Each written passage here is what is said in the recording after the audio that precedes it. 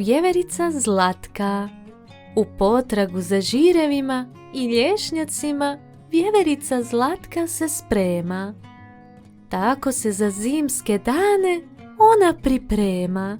Svaki dan nešto za zimu pronađe. Rijetko kada u zimskim danima ona iz kućice izađe. Na nožicama svojima ona čarapice ima, pa se smješka iskakuće po kući u njima. Pjesmice na sav glas pjevati zna. Zbog svoje energije rijetko kada ima sna. Razna jela ona kuhati zna, a najdraže joj je juha od oraha. Prijatelji često na ručak joj dođu, pa punih trbuščića doma pođu.